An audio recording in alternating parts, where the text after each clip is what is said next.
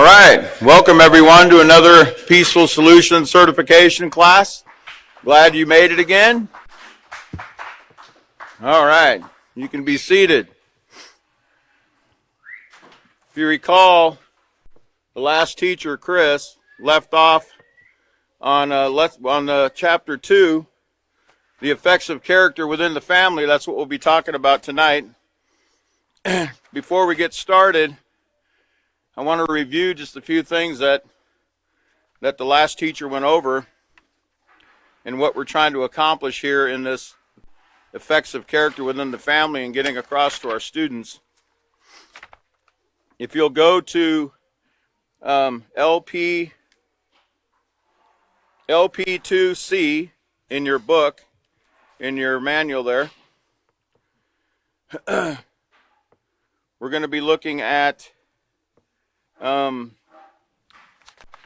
number 3, where it tells us to have students turn to page 35 to 37 in their handbooks and read the introduction and the section entitled All in the Family. Well, Chris read the introduction last time, so tonight we'll be starting in the section All in the Family. And if you recall, this chapter, he told us that it's it's a touchy subject for a lot of students. You'll find in your classes because, every family has a level of dysfunction, okay?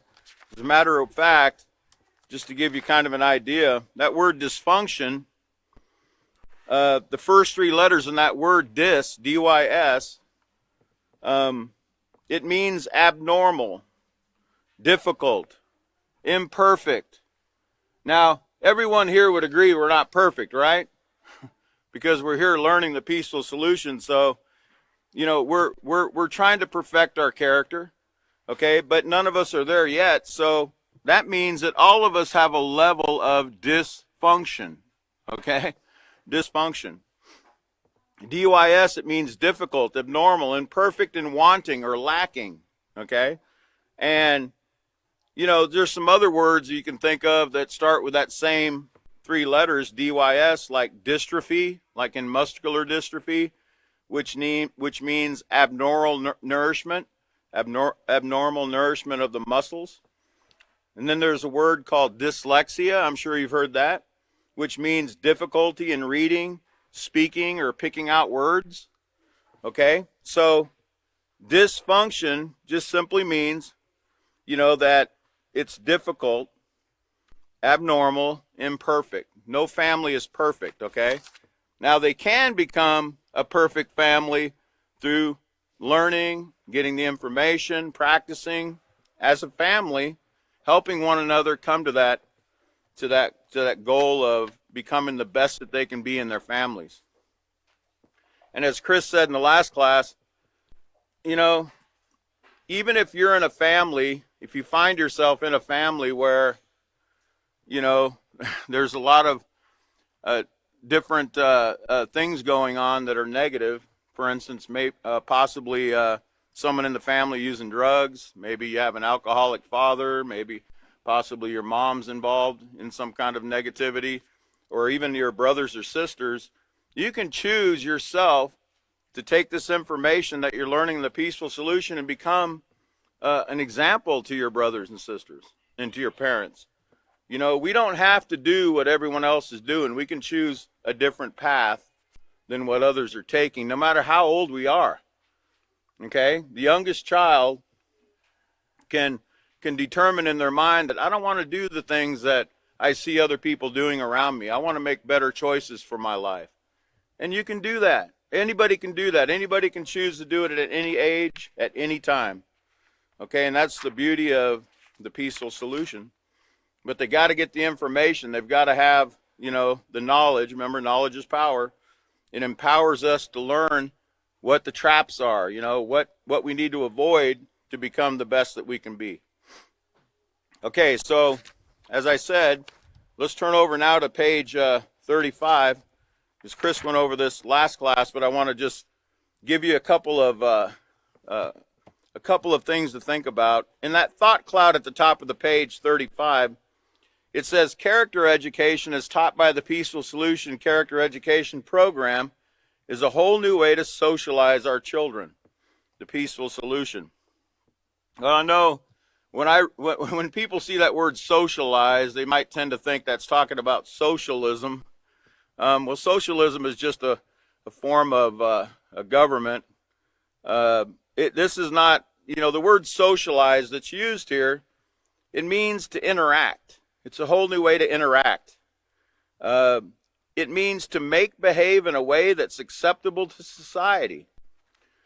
And it also means to train for a social environment. In other words, to train our children and ourselves how to behave when we interact with people. Okay? And this is a whole new way, because this way is not being taught in the public school system. Moral character education is not taught. Matter of fact, I can tell you, because we deal with a lot of schools and we've dealt with them I know I've been doing it since 2002. There's a thought in the schools that we don't really have time, for character education. First of all, it's not mandated in the state of Texas. In other words, there's no law saying that we have to teach it, but there are other things that are mandated, like math, science, social studies, and other curriculums that they have to teach by law to the students. So it's not something that is being pushed, or it's being offered to students on a daily basis. Now, there are some teachers that we've worked with that have actually put the Peaceful Solution to work in their classrooms. They've taken the initiative. They went to their principal and they said, hey, we found out about a program, and we would like to try it out with the students to see how it works. And wouldn't you know, the teachers that actually, and I'm talking specifically, I can think of one lady. She was a science teacher in a middle school. And she took 20 minutes in the morning every day after going to her principal and getting permission. She started teaching the Peaceful Solution to her students.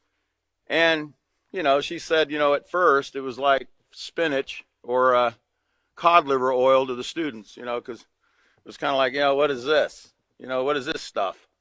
What is this you're trying to give us? But she said after 2 or 3 classes, the children, at the end of the 20 minutes that she would teach it every morning, they didn't want to stop. Okay? They started realizing that, wait a minute, this isn't something that we've been getting. And they started opening up about everything. And that's why I said in this chapter in particular, children will open up, because there's so many things that they go through. There's so much abuse, neglect, certain circumstances in their lives that nobody shares, that they don't share with anybody else, that they don't want to talk about. And quite frankly, they don't even know who to go to talk about it, okay? But when these kind of things come up in what they're learning in this book, it has a tendency to bring things out in people, and they start discussing things, and they see the benefit in it, very soon after they're being taught. And they can't get enough of it. They'd rather go all day learning this. Of course they can't, because they got to learn other subjects, but it's a great thing to see, when the Peaceful Solution's taught. And here's the other thing about those classes. That particular teacher, she said other teachers were coming to her and saying, what is it about your students? I noticed a big change in your students. Like, your students aren't rowdy like the other students, and they're very polite and this and that. And she shared with the other teachers what she was doing in her classroom, and other teachers, thought about trying it themselves.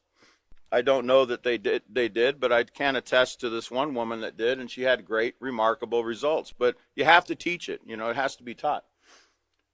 Okay, so, and at the bottom of page 35, it says that the role of parents in the family in shaping a positive or negative character cannot be overstated. In this chapter, we're going to learn that character plays a key role in families.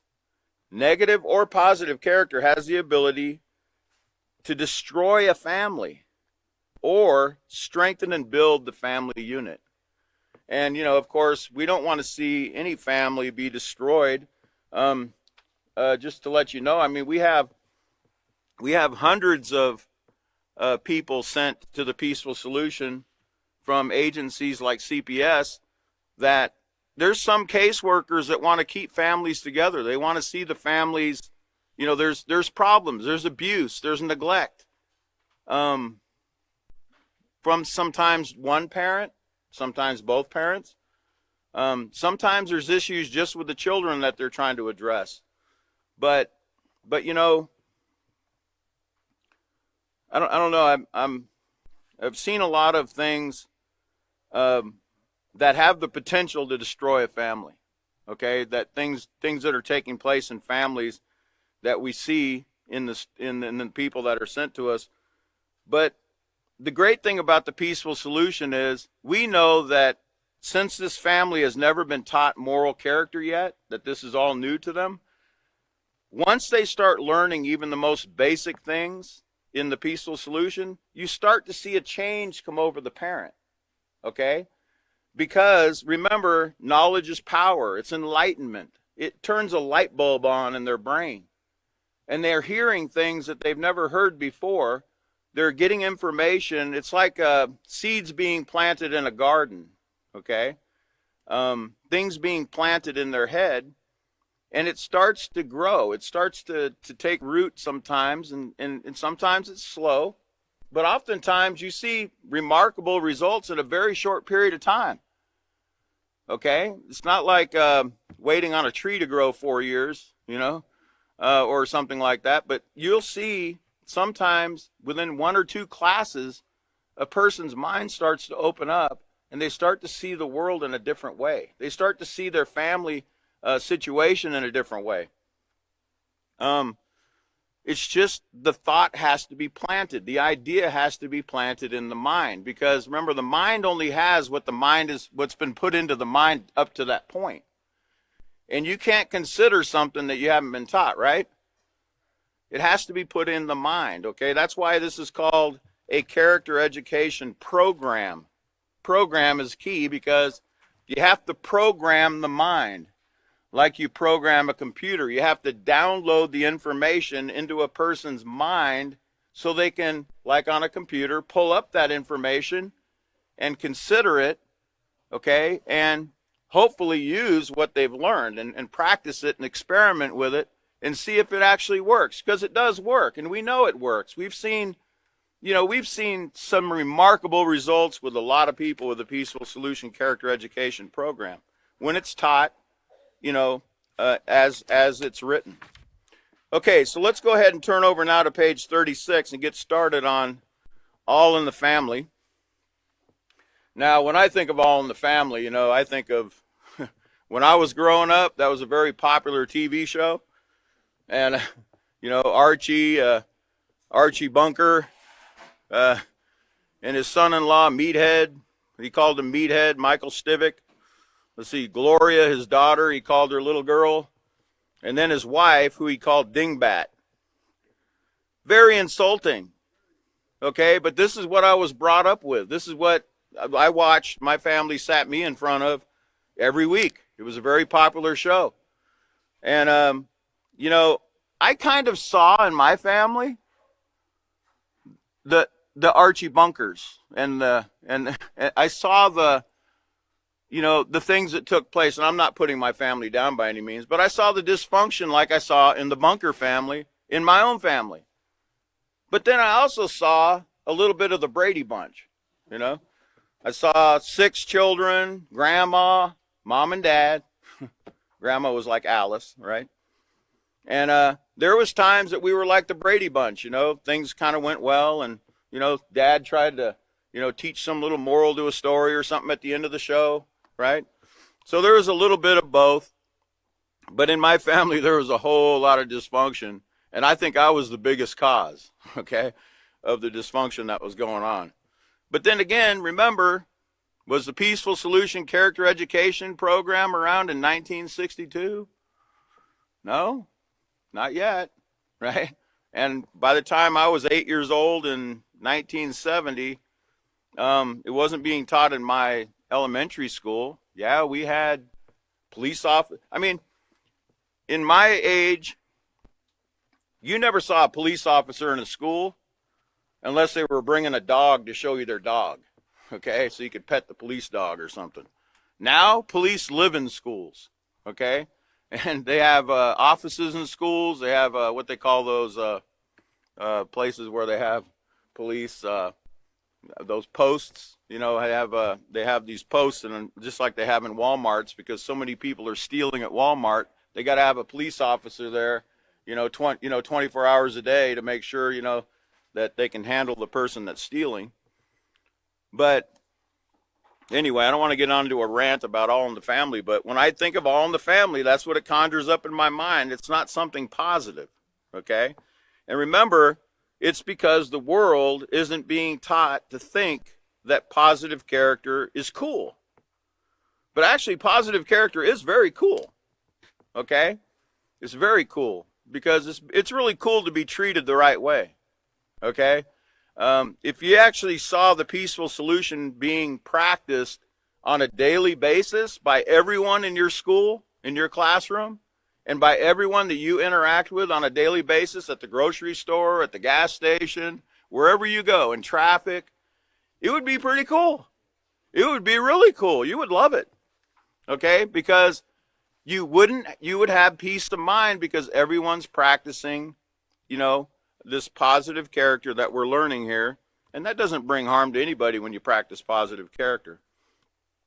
So it says, All in the Family. Have you ever heard someone say, you look just like your dad, or you act just like your sister?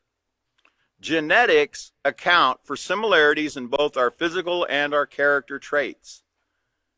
Now you remember about genetics, we learned about it back on page 4 about heredity. And also, let's go over to page 170 in the glossary. We'll take a look at what that word means there. Genetics. It's on page 170. It says genetics is the branch of biology that deals with heredity, especially the mechanisms of heredity transmission and the variation of inherited characteristics among similar or related organisms or living things. The genetic constitution or the genetic makeup of an individual, a group, or a class. That's what genetics means. Now, you got to remember, some of these words, when you look at these words in this book, some of these are pretty big words.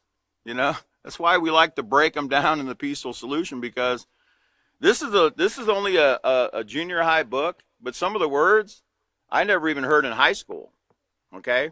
So it's really important when you see a word that you think somebody would be struggling with or they might not quite understand, make sure you try to break it down for them and explain it to them. Don't assume they know. Don't assume because they're shaking their head like this that they understand. Ask them. Now, do you understand can you explain to me?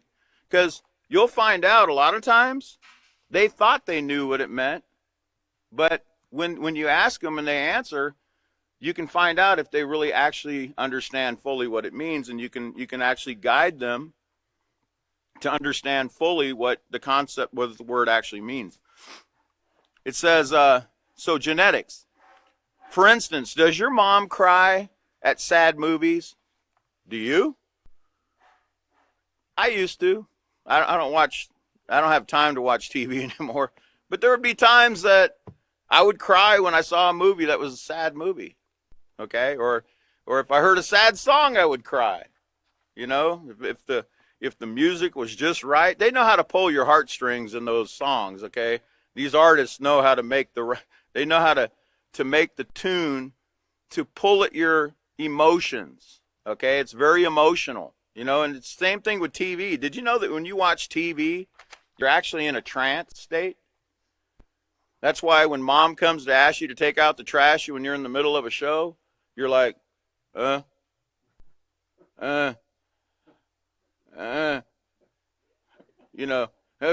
now.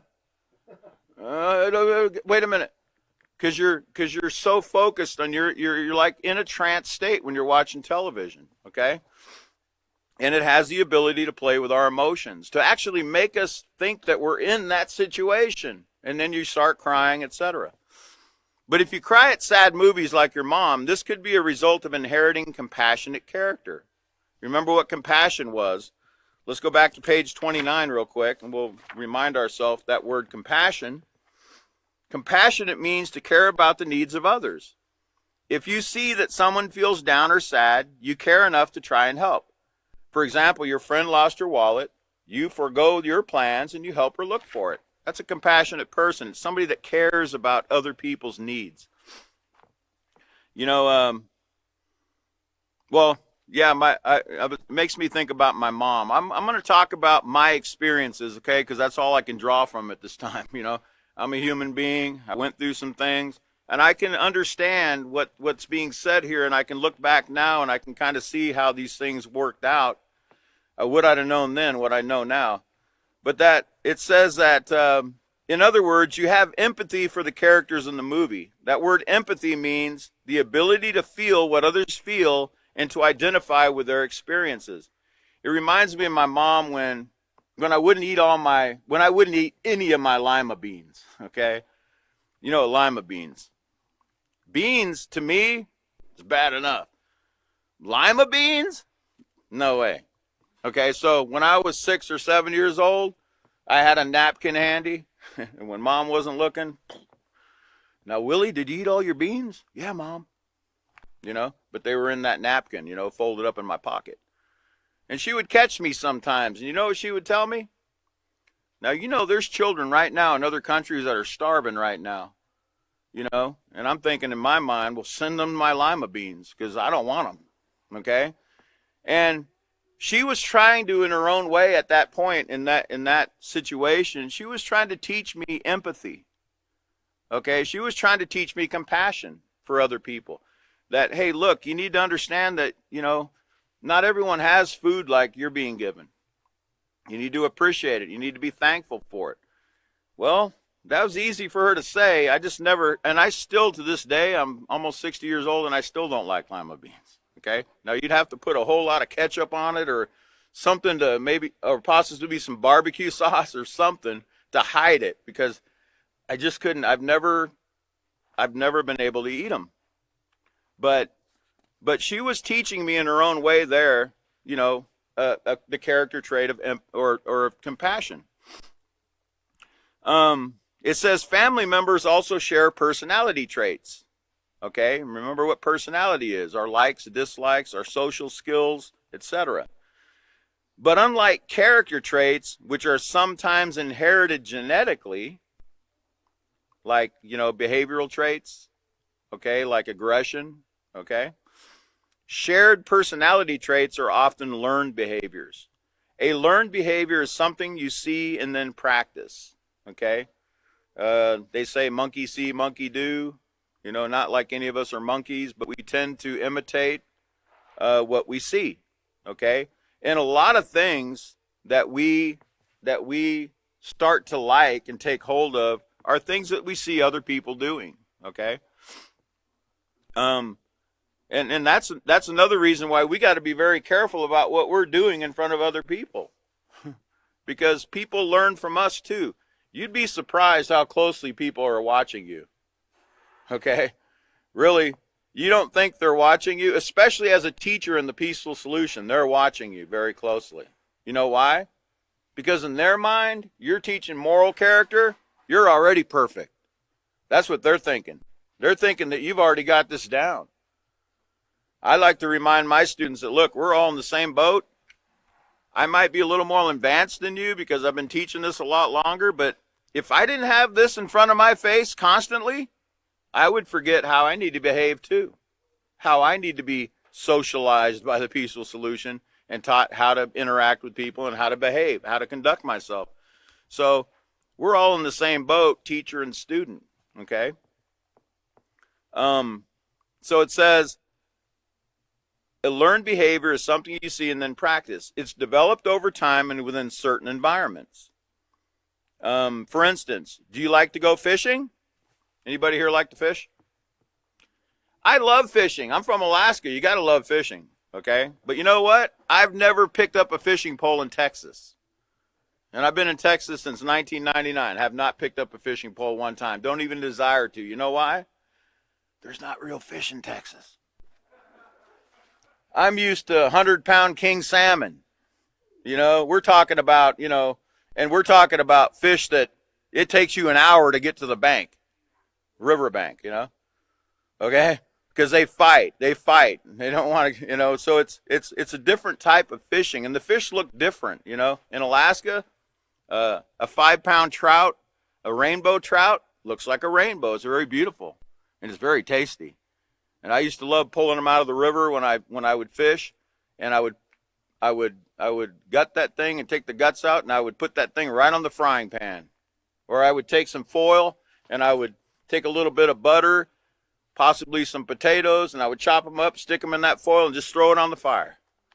And I'm telling you, it's the most tasty stuff, but I have not picked up a fishing pole here. And there's fish in Texas I love, okay? I love to eat them. I haven't found the time, number one, but I also don't really have the desire to go fishing in Texas for some reason. Nothing against Texans, okay? Just settle down. You know, Texas and Alaska are a lot alike, right? They're both big. But guess what, Texas? Alaska's twice your size.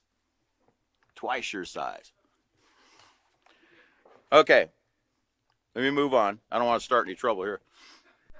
Okay, so it says, so you like to go fishing. A love for fishing is an example of a personality trait that is learned. Maybe your father or grandfather liked to fish and taught you to value the same hobby. You know what made me love fishing? Was the time my dad took me fishing.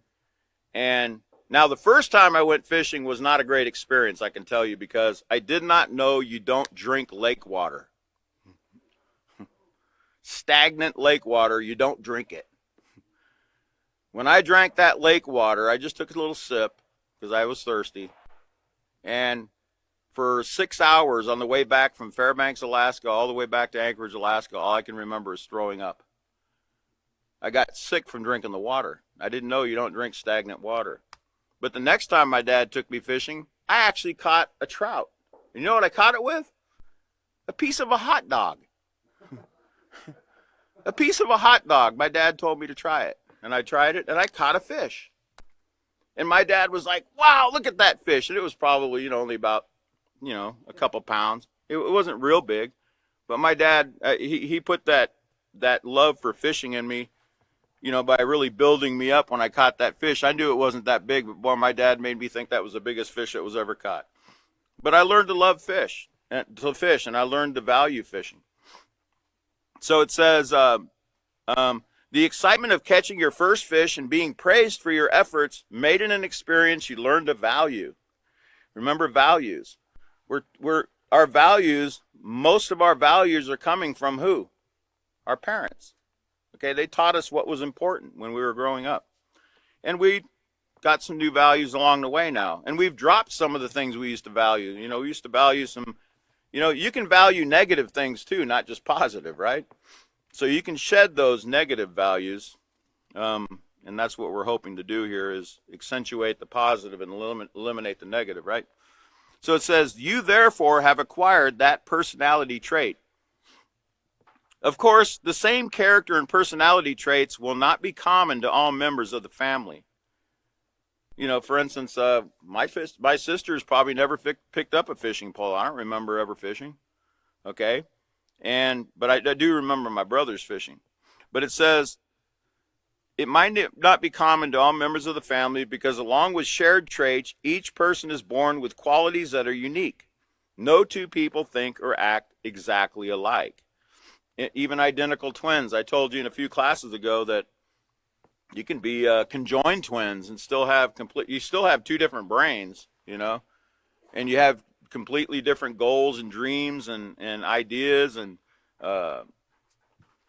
personality, likes and dislikes. I mean, it's different. And even your character's different if you're conjoined twins. Okay, now it says, for instance, you might resemble your brother. You might look like your brother physically, but you are serious, whereas he loves to laugh at everything. You might be neat and organized, whereas he throws his stuff everywhere. Now, I can tell you right now, my dad, one thing I did inherit from my dad, well, I'll give you an example. My dad smoked cigarettes, which is a really nasty habit. But you know what? Every time he smoked a cigarette and put it out, he cleaned the ashtray. And he was like, he would go around cleaning everything all the time. He was just constantly, if he saw something that wasn't set right on the table or something, he would move it and fix it. And I inherited that. I'm kind of the same way. Okay? And that's not a bad thing. I think some people might think they call that what? Compulsive, what do they call that? OCD? Yeah, they got an acronym for everything, don't they? OCD. So what is that? Obsessive compulsive disorder. Okay, so I guess I'm OCD, you know. I'm not taking any pills for it though. I'm gonna go ahead and just keep that one, because I like having things neat and organized. Some people, I've seen some people, they have a pile of papers and a pile of books and a pile of stuff. I'm looking at somebody right now that's like that on his desk, but he knows where everything is, and it's like an organized mess. Okay. Some people can work that way. Personally, I got to have everything really neat, but that's personality, right? It's personality. Remember, sloppy, organized? Those are personality traits. Okay. So even within the same family, there's many differences and similarities. And isn't that great, though, too, that there's differences? Because what if everybody was the same even within your own family? That would be kind of boring, wouldn't it? That'd be like having fish. No, not fish. That'd be like having chicken every night of the week with salt and pepper. You ever tried that? You know, in the rainforest in the Amazon, there's like 2,000 something spices in the Amazon forest. Okay, alone. All right. Now, can you imagine having 2,000 different spices in your home, where, you know, your mom would cook you chicken. She could cook you chicken every night of the week, and you would ask her every night, "What is this, Mom?" And she would say, "It's chicken." Really? Because she'd use different spices on it every night. You can actually do that. You can actually take those spices and you can make chicken every night of the week, and you would enjoy chicken every night of the week. Same thing with family members that are different. You got to have that spice, that variety, you know. And one thing that we want to be the same is character. We want everyone to be on the same page when it comes to character, you know, being honest, respectful, responsible, compassionate, forgiving. We want everyone to be the same when it comes to that, okay? That's the goal. But personality, everybody's going to be different, and that's okay. It's great. So, it says, the combination of character, personality, environment, and experiences makes each person one of a kind. However, the most significant factors that shape you into who you are your parents and other family members, okay? It is from these two sources that you learn what to value, how to behave, and how to respond to different situations. You know, now it's no secret that I was in a lot of trouble when I was growing up, and I was a thief, okay? I couldn't keep my hands off anybody's stuff. And even my own parents, even my own grandmother, I would steal from everybody. I didn't discriminate who I stole from. I didn't care as long as I got what I wanted. And the reason I'm telling you this is, you know, I was taught not to steal. I was told not to steal. Okay, I was told it was bad, and I knew it was wrong. But, like, for instance, in certain situations in the household, like watching TV, for instance, we would watch programs. And my mom, she was a big Steve McQueen fan. She loved all the Steve McQueen movies. You know, he was a movie star in Hollywood that he liked to steal cars and rob banks and do jewelry heists and do, you know, high-speed car chases and stuff with the cops. And my mom actually met him one time in Anchorage, Alaska, so she was really obsessed with all of his movies. And when she would watch his movies, she would actually be clapping and hoping he got away. I know I was sitting on the couch next to her, and she was cheering him on, hoping, "Oh, come on, come on, come on, come on." And she was hoping he would get away from the cops. But the funny thing is, when I got in trouble and cops showed up in my house, she wasn't clapping anymore. And I wasn't like, "Go, go, run, boy, run," you know. It was like, you know, it was a totally different experience.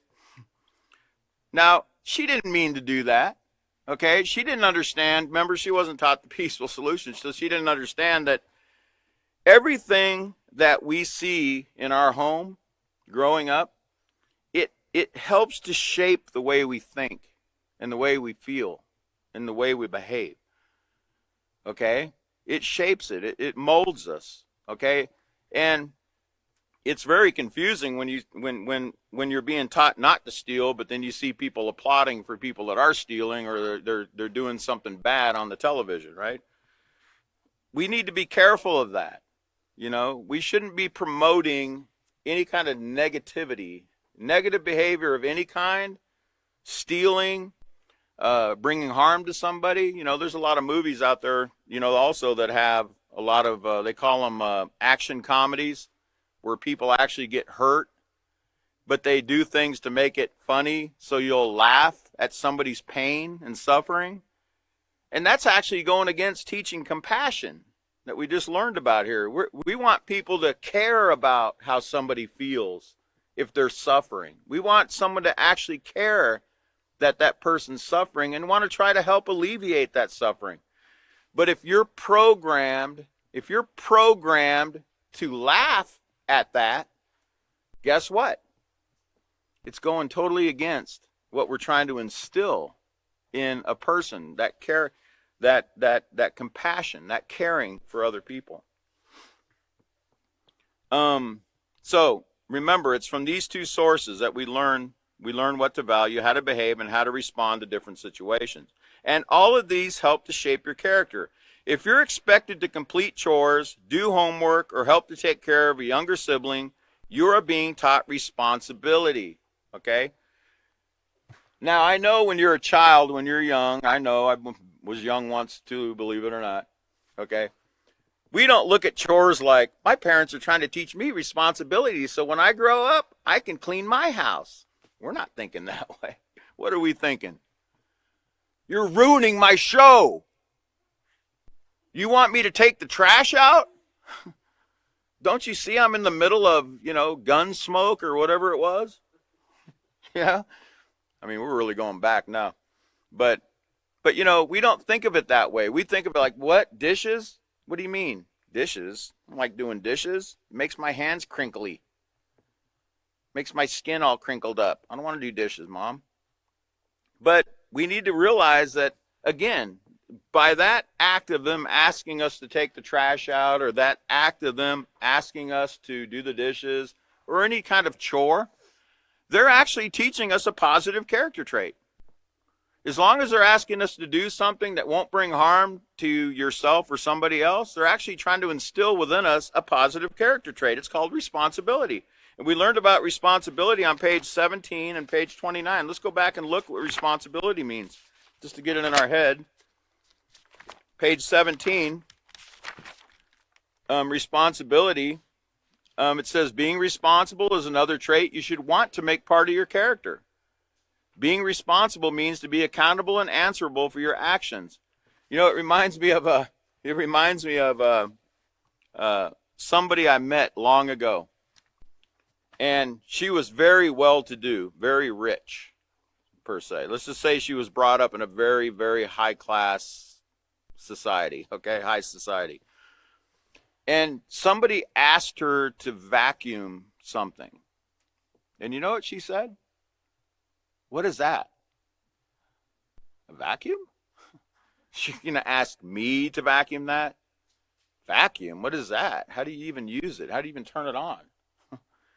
Well, you know what? Nobody taught her how to even pick up a broom or a mop or anything, and how to use. And that's something that all of us need to learn how to do. Now, was it her fault that no one asked her to do it, that she was spoiled? No. But this is what some people grow up with. Some people grow up that way, where they've never learned how to do chores. They've never learned how to do certain tasks and responsibilities. And you know what? They're going to be very inadequately prepared for life when they leave home and they have to do some of these things because they were never trained to do them. So you got to look at these things, children, you younger generation. Look at these things as a benefit. They're actually trying to teach us responsibility. They're actually trying to teach us, to be answerable and be accountable. Like when they ask us to, when they ask us to fess up to something, when they ask us to tell the truth and, give them an honest answer, they're trying to instill within us responsibility and being accountable for our actions. Okay? Now, if you were like me, this is embarrassing, but I got to tell you this. It's embarrassing. My dad was a state fire marshal. My mom was a hairdresser. My dad made pretty decent money, but he didn't make that much money. We had 6 children in the family and grandma, remember? Okay, so there wasn't a lot of money coming in. I mean, we weren't rich, okay? And the point I'm getting at, sometimes I lose my train of thought, but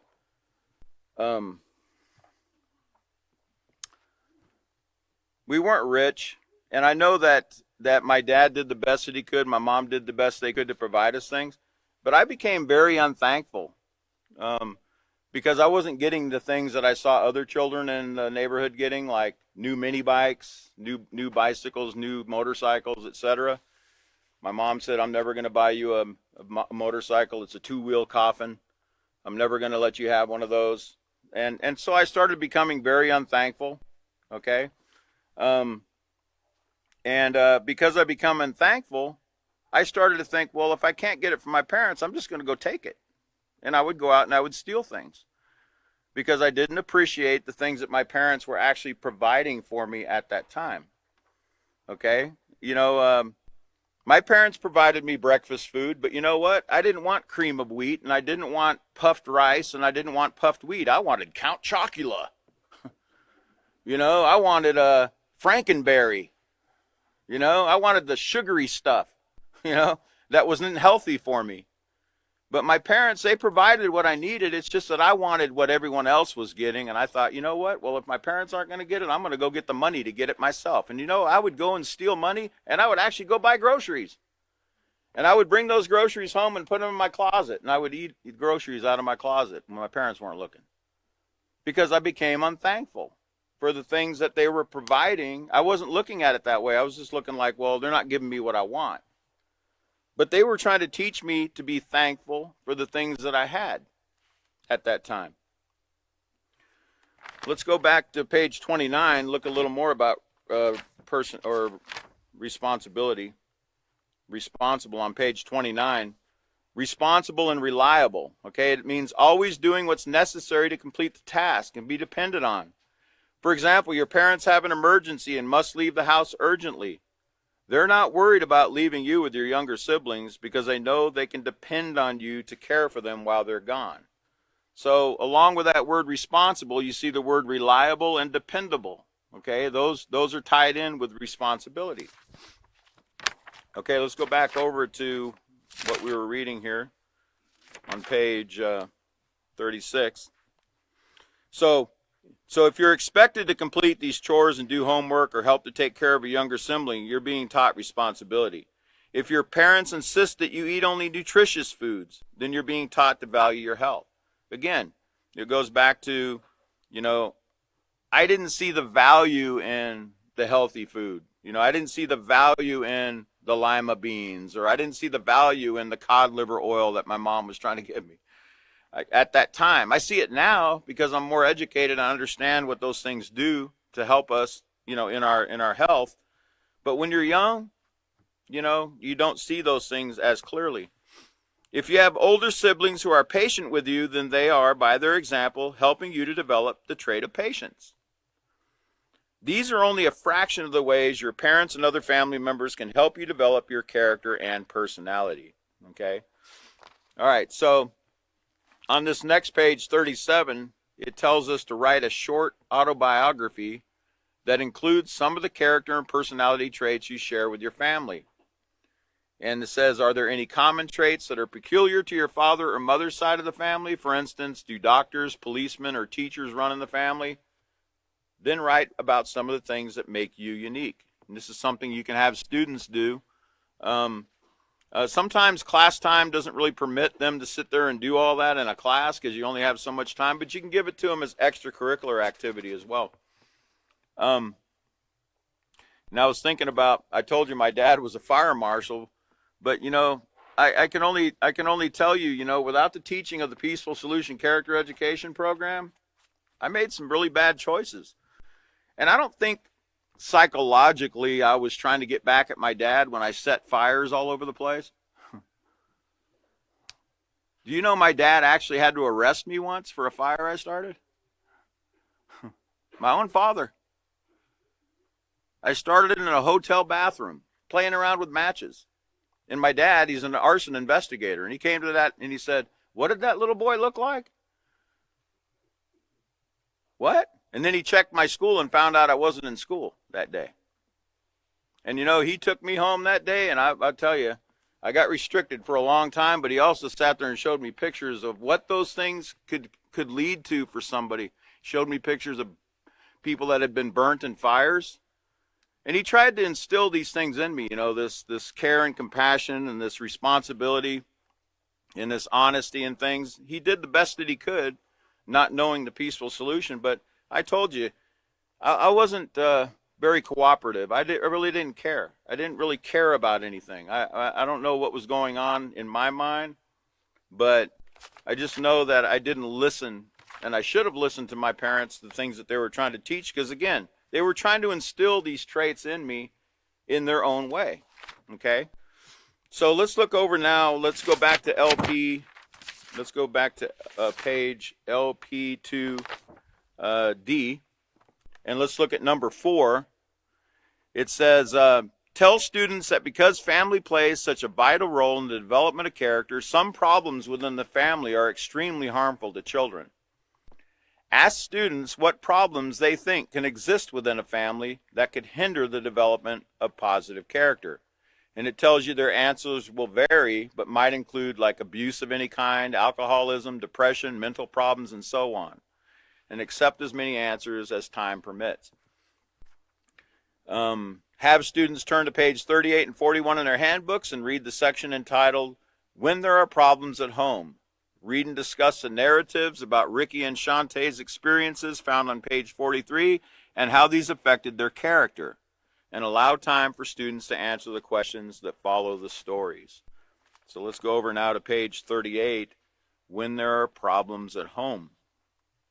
We'll at least get into it a little bit here. Got a little bit of time left. Chris mentioned something in his last class, I think it was the last class, and he said that we need to remember that victims of abuse and the perpetrators are both victims. Okay? And I know it's hard sometimes, I hear a lot, like he said, people, they're ready to hang somebody from a light pole, if they harm a child in any way. But you know what? If you really think about it, we've all brought harm to children in some way. And I was thinking about it earlier today, that because I was looking at the term abuse and what it meant. And physical abuse, part of physical abuse, and I'm looking at in the parenting manual in the Peaceful Solution, it talks about giving a child drugs or alcohol. That's a form of abuse, giving a child drugs or alcohol. And I read that and I was like, you know what? I was a child abuser. As an adult, I was a child abuser. I was in my 20s, and I have a nephew that I used to take to parties because my sister would leave me with the boy, like on a Friday night, trusting that I would take care of him. And I would actually take him because, I wanted to go to the party. I would take him with me.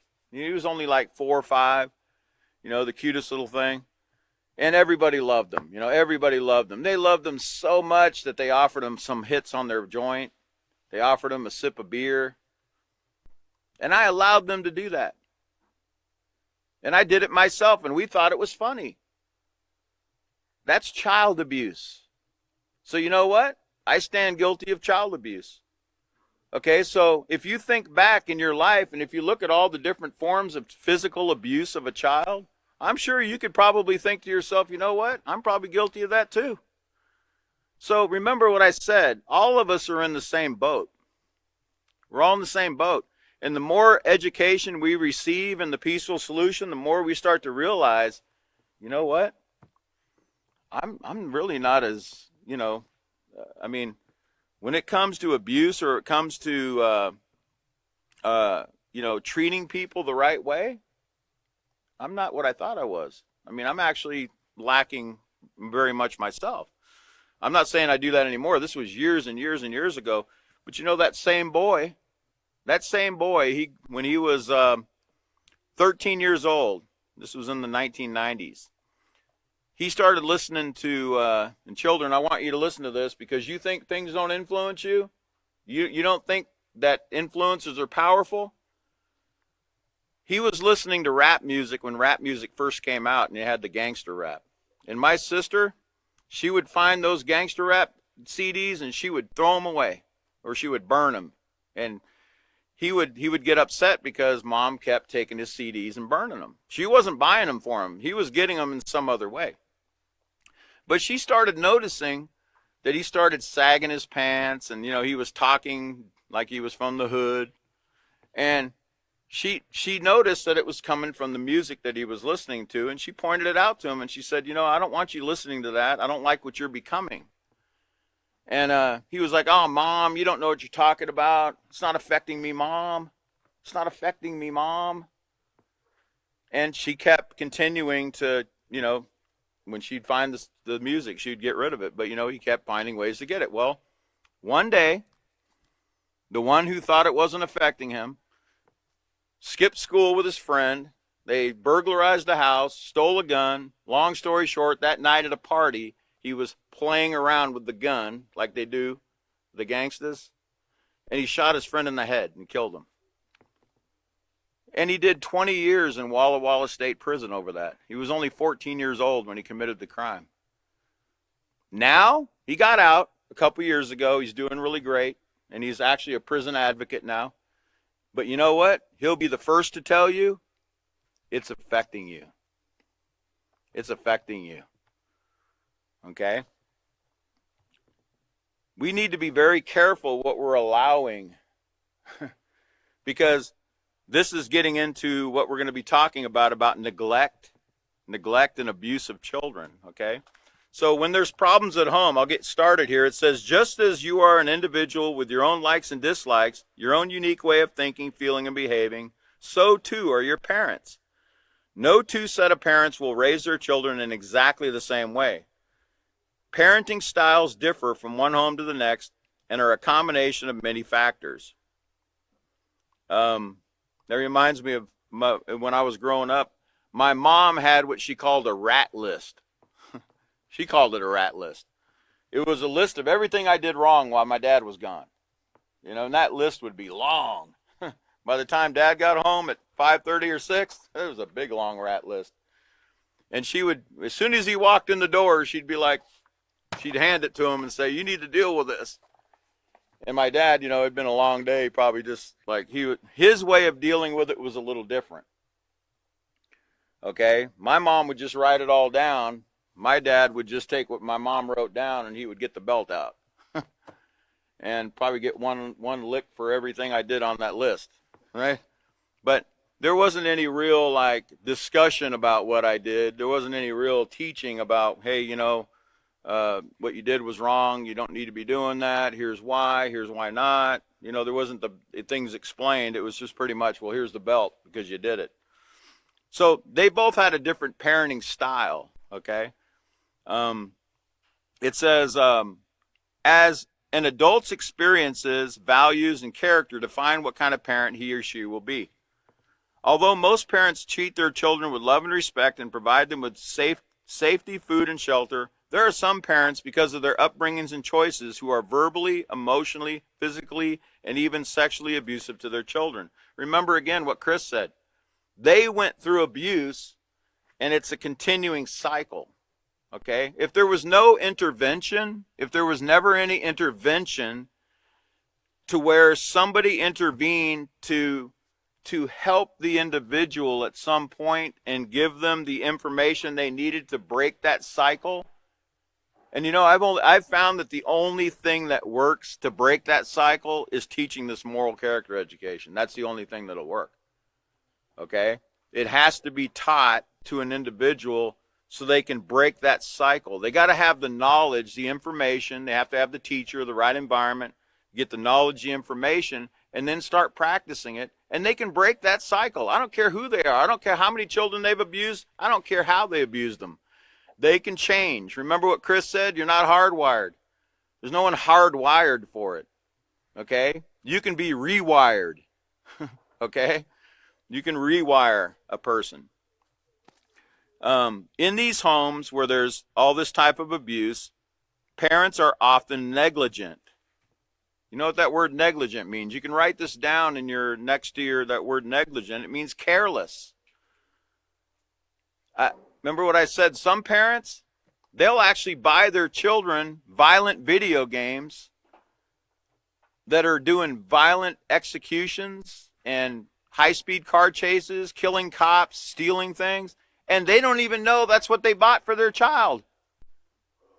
Until later on, they find out, well, wait a minute, that's the video game my child's playing. I didn't know they were doing that on there. Well, that's because we're being careless. We're being negligent. Okay, we're not being careful. So negligent means careless, irresponsible, lax, L-A-X, inattentive, failing to take proper care in doing something. Okay, that's what negligent means. In other words, they do not provide their children with sufficient food or clothing, nor do they give their children attention or love. Homes where these types of abuses and neglect occur are called dysfunctional homes. And remember what I said about the word DYS and dysfunctional. It means difficult, abnormal, imperfect, lacking, wanting. So guess what? Would you agree with me that every family has a level of dysfunction? Because is any family perfect? No, they're not. So they're dysfunctional in some way.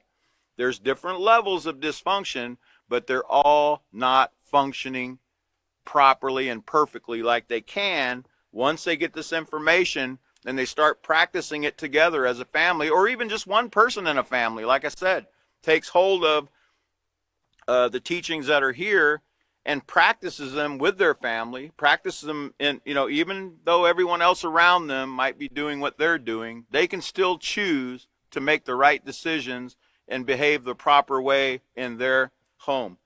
I can see I'm out of time, but what's the date today? Today's the 27th, so the next class will be on the 30th.